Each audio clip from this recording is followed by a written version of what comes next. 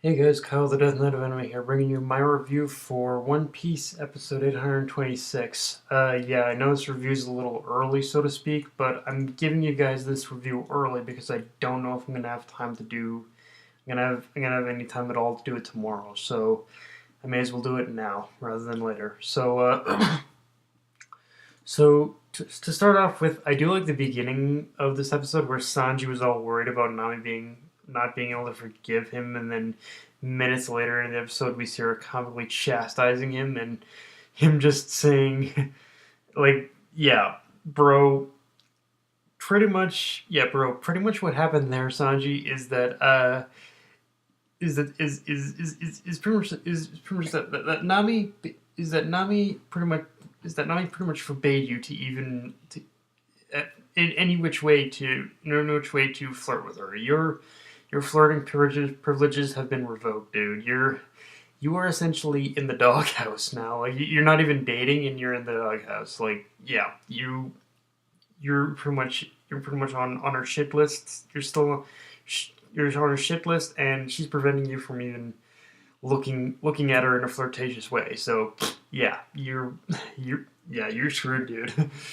Uh, um, Also, you gotta love how the Straw Hats are just so used to Luffy's crazy ideas that they just suddenly got excited about taking on Big Mom when they learned that he'd rejoined them after saving his family. Like, they're like, yay!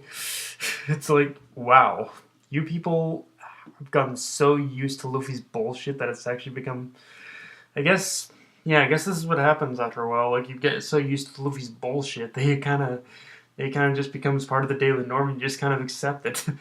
Or you're just in denial. You're just in denial of how dangerous it is after a while. I don't know. It's one or the other. I'm just not sure which one. um, and the only one who, well, that is everyone except Chopper forgot that. And I like how it was pretty much everyone except Chopper that forgot that Big Mom is one of the four emperors. Like, yeah, that's yeah.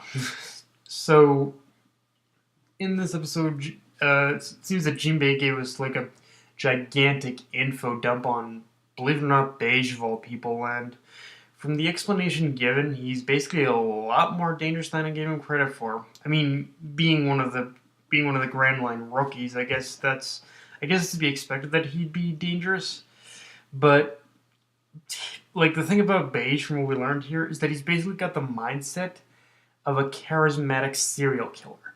Someone who just does what he does for the fun of it, but is still charismatic enough in order to be a leader.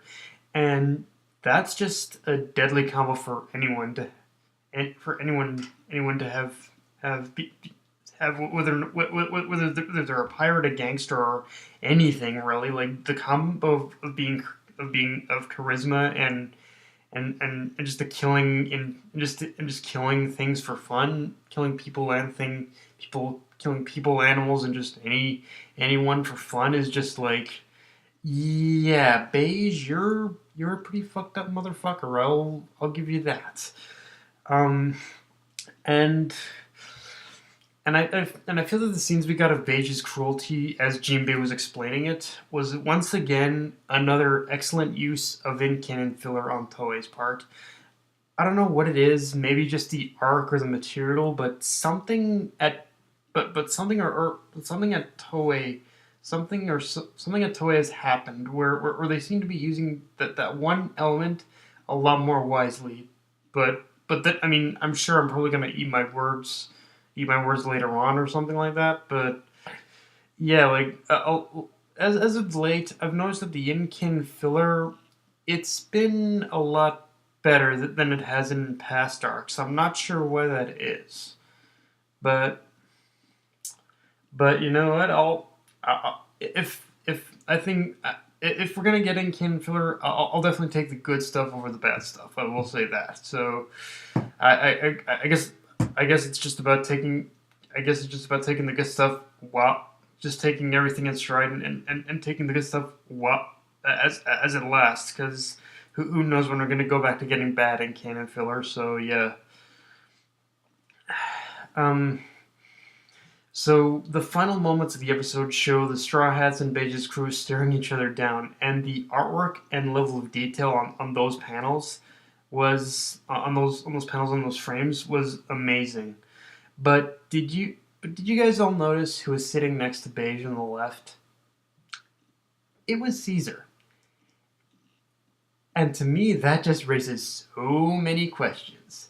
First off, how did he get there? Because the last time I remember, he was being forced by Big Mom in order to remake the giant drug, and he was being, and I think he was being watched by, I think it was Pero Spero. So what happened to Pero Spero? I guess Beige and his crew must have ambushed him or something. Like I'm pretty sure Pero Spero was like what was just kind of was being the security guard or watchdog on Caesar. So did Beige and his crew end up taking him out, or what happened there? Also, second, Caesar, Caesar, bro.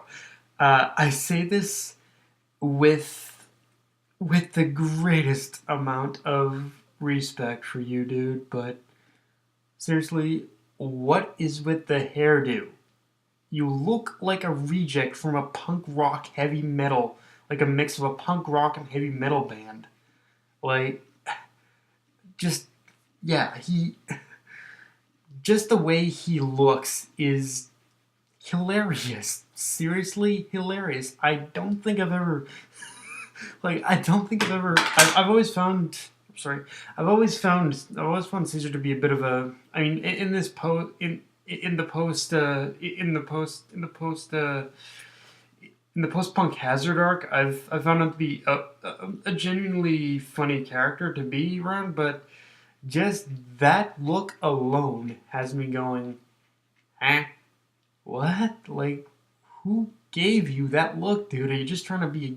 Are you traded up being a scientist for and decided to be a gangster or something? Like, that's that's an interesting look you're sporting there. And L, if it's the design you like, I'm not gonna fight you on it. But just so you know, that is like ridiculous as hell.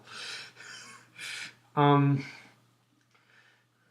But whatever the story is, whatever the story is behind both of these things, I'm sure it's nonsensical in hell, and it's probably inevitably going to make us laugh. I know that much.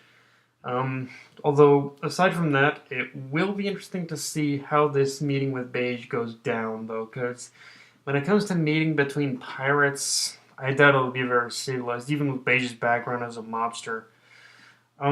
And also, actually, one other thing that I found a little weird in this episode, like it was I think you could say that these little frames of seeing the now judging from the preview, I'd say these little frames of seeing Luffy and the gang, seeing Luffy's crew and are sitting down and staring down Bege's crew. I think those are just kind of like are some kind of preview frames or something. I don't think that actually happened because at least judging from the way the preview pans out. But the one thing to take away from that is the narrator says that the meeting ended up taking place only a couple hours later. So if they only had if they only had 5 hours even before if they had 5 hours even before the wedding before, how much time are they going to have when the meeting with Bege actually takes place? Because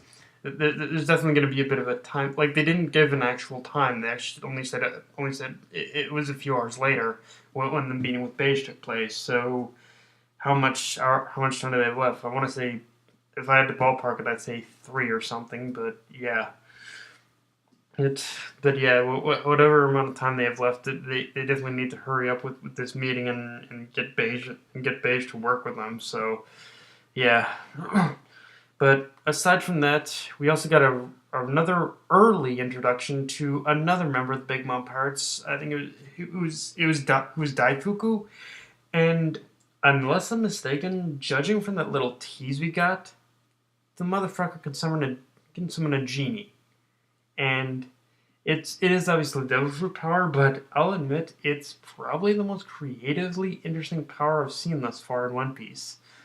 Although I would imagine a power like that would have like a distance limitation, as we do see it as you just see it pretty much coming out of his belt. So if it's attached to him, if the genie is attached to his belt almost, I imagine it can only travel at a certain distance even before it disappears. But yeah, but yeah, guys, that's pretty much all I have for this review, and it's basically gonna be my last review for pretty much this week. After that, like I said before in my other and tomorrow, guys, I leave for Hawaii. So like I said, at that point, the review schedule is gonna be a little off. So I'm still gonna try and get reviews out, like I said, but it might be a little weird, a little off. I don't know, but I guess we'll just have to wait and see, and I'll